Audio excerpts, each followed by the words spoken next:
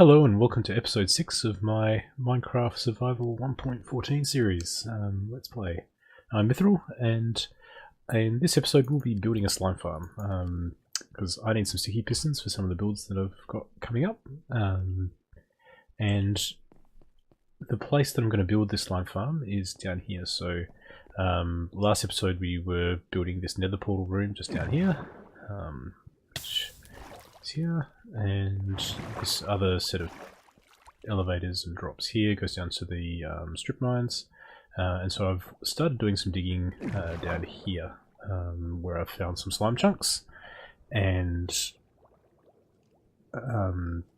yeah, this is where we're gonna get things happening. So if I just come over here, you can see I've hollowed out a little bit of space, and if I just turn on the chunk boundaries, you can see this chunk here, which goes up to the edge of this platform, and this one here are two slime chunks that spawn slimes. And I've actually had a few spawn while I was digging it out, so I've got a little bit of slime already, which is great. I've got a second sort of platform on the go up there.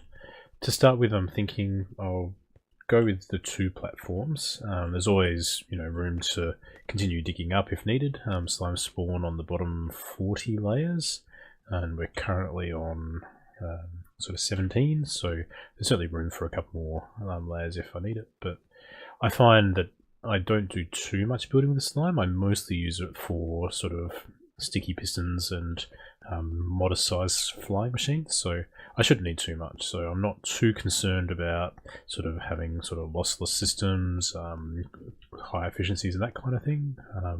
I think just these two platforms, they're in range of when I'm up in my room, in the storage room, so slime should be sort of ticking over, spawning down here while we're doing that, which would be good.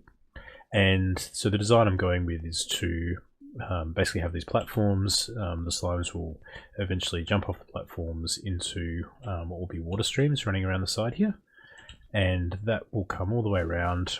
I was originally planning to put a collection chamber here, but I think thinking about just the layout, I think I might sort of have it symmetrical, so the water streams start over there and work their way around over to here, and I might have a little tunnel sort of coming through here that I'll hollow out. Yeah, so in terms of the aesthetic, I'm going to be working with some andesite, a little bit of cobblestone, smooth stone and glowstone. I know I wasn't that big a fan of glowstone texture pattern, but I think when you combine it in with the cobblestone, I think it doesn't look too bad, so this might be a good place to use a little bit of it. And for the walls, I was thinking once again having sort of natural stone, so hopefully I'll have enough time to actually get that done, but we'll see how we go.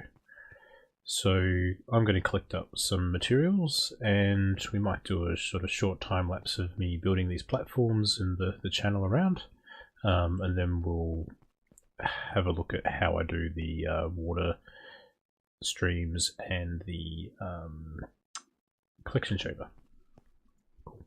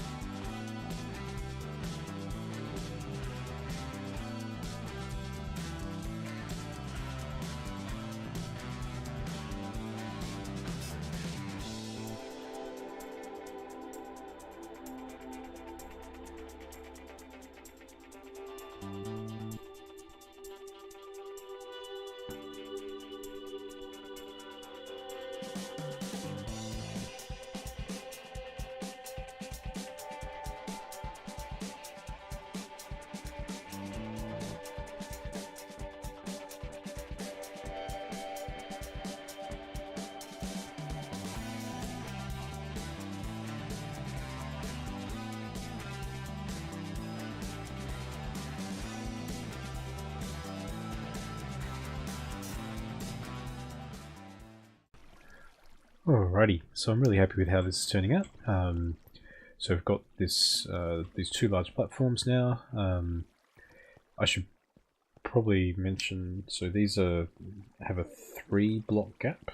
So all these blocks up here are sort of in the 4th block above the surface, and there's absolutely nothing obstructing it. So I haven't gone with, for example, torches or anything like that. So there's nothing here that's going to stop if a slime spawns. Hopefully it'll be a 3x3 because there won't be any blocks sort of forcing it into a smaller slime. And I've also ensured with the glowstone that the pattern that I've used makes sure that the light levels remain 8 or higher, which means that there won't be anything else spawning on the platform. So the only thing that can spawn here are the slime blocks. Yeah. So unfortunately I managed to record some of my explanation of putting this water stream in and the chamber over the top of my camera account screen, so it wasn't that easy to follow what was going on, so I thought I'd just re-record it and explain it through real quick here.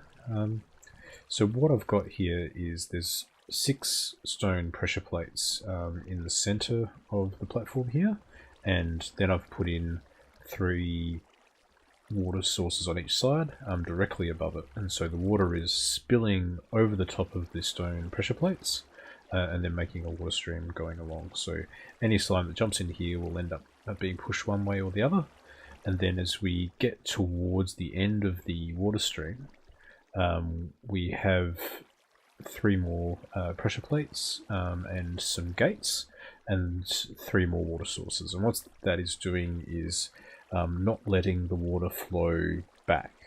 So the water from those sources is sort of flowing in under the gates, and then the water up top here is then flowing and continuing the water stream along in that direction. So any slimes that are sort of coming along here, if they're a 2x2 or 3x3, they'll just keep going. It's possible that a 1x1 might get stuck, but within a hop or two it'll hop downstream and continue on anyway, so it's not that big a deal. For the corners, it's basically the same principle, except in addition to the pressure plates that are just around the corner for the sources, you also put them along that back wall as well, so things get pushed around the corner. Again, there's I guess a dead spot there, but because slimes are typically the 2x2 or 3x3s, for the most part slimes will just get pushed around the corner. So I've left one undone here so you can sort of see what that process looks like. So I've avoided the final sort of couple of blocks, because you'll notice as you're close to the source blocks you get pushed along quite quickly, but in the latest versions of Minecraft, as you get towards the end, it really slows down. So I am just sort of cutting it off a little bit short, and have done sort of along the way, and that way it won't slow down that final tail. And then I'm using those fence gates, so I just put them down against the wall. You notice I'm crouching to sort of place the middle one on the side of the other 2, and then if we get some water, I'm just placing it in, again crouching directly against those fence posts, and then opening them up so they're all open so they won't block anything, and it's easy as that. And then for this final water stream, I've set it up and counted it so it finishes just on the edge, so it will be a little bit slower, but it shouldn't be too bad.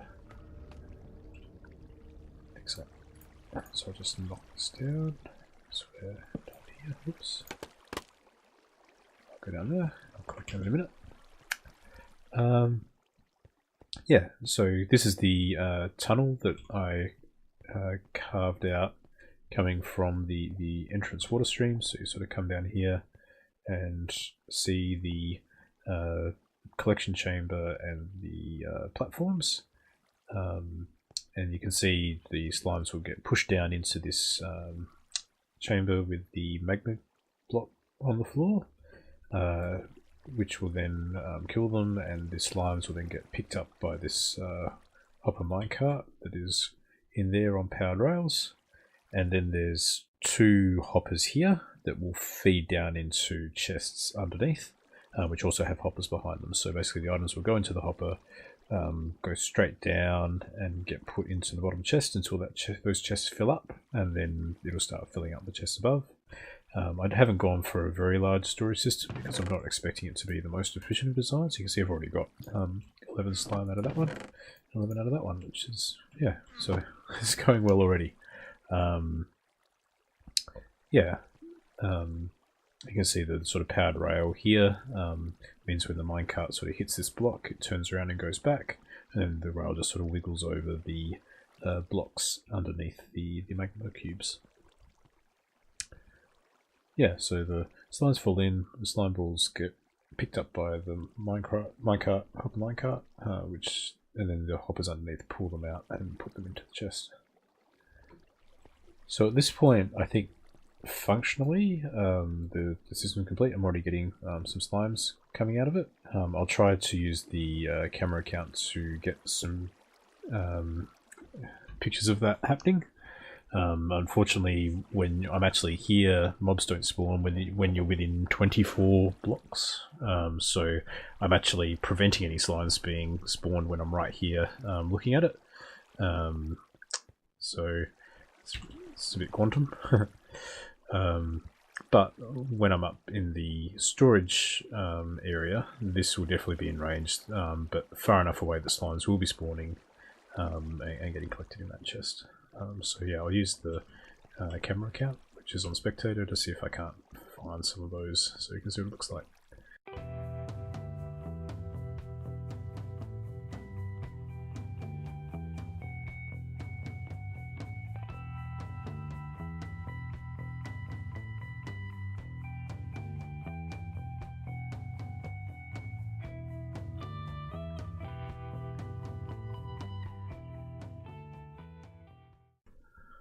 So, probably about halfway through, I guess, the first pass of making it look a little bit tidier and more natural. I've replaced a lot of the diorite with cobblestone, and I'm starting to farm a little bit of vines. I've got sort of 18 so far.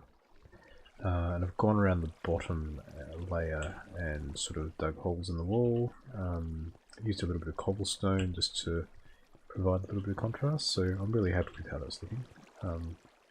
So I just need to continue doing that for the sort of upper layer and the ceiling, and then start to work on replacing the torches with some lighting that's a little nicer to look at, and put in some greenery, I reckon. But yeah, I'm really happy with how this is coming along. We're making good progress. So this is really starting to come together. The greenery has really made a big difference. I've also put these lanterns in, which has helped a bit, and I've used just oak leaves, some vines around the place, and some mossy cobblestone and some mossy stone bricks just to make it look pretty cool. And I also added a little bit of embellishment to the top of this sort of wall here, because I was a little worried that slimes might jump through the gap here, so I've just tried to make that a little bit wider. That's looking good. In terms of the actual cave itself, just come up here, across, sort of added in leaves and greenery up the top, and some vines along the walls. I've used cobblestone walls for the stalactites. And I've gone around and replaced all the torches with pumpkins under grey carpet, and that's really sort of added to the lighting, which is pretty cool.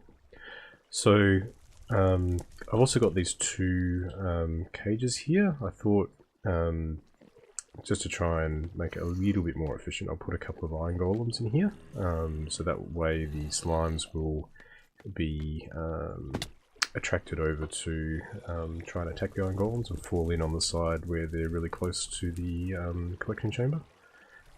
So let's have a go at getting these iron golems in here. I'm not sure how this is going to go, but we'll give it a shot and we'll see what happens. So I'm not sure exactly which blocks you need clear for an iron golem, so you can see I've left some of the fence out around it. So I'm hoping that this is enough for it to spawn, but we might have a couple of false starts here. And so I'm going to have to kind of quickly fill in some blocks, and oops, yeah, that's great. Just a minute. We've got right there. There we go. So let's see. How can I do this? Yeah, this is such a cool block. And one up. Can I do that? Maybe not.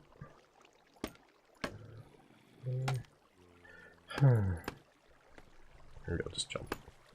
Okay, hopefully this will work. Perfect. Now quickly, let's just finish this off a bit. It's now sort of locked in there. Okay. Yeah, it's a bit messy because I'm in a hurry, but keep putting all in. Let's get that. Okay. That's starting to look good from the front. Or did I want that there? No, I don't think I did. That. So I'm leaving this one high gap at the top so the slimes on the levels can kind of see the iron golem, but they can't actually jump in to get to it. And then, how am I going to get out of here? Probably over there. On the scaffold. Might need to come through. Don't hit the iron golem. Going through here for a minute. And out the back I was going to put some gates. Just to finish it off. Yeah, so that's one in. I'll do the same for the other side. And we're nearly done. So this is fully operational at this point. I've been collecting quite a bit. Happily when I drop things, they come through as well. But we've already got 5 stacks of slime, which is fantastic, so I'm really happy with that. And it's looking pretty awesome. So yeah, awesome build.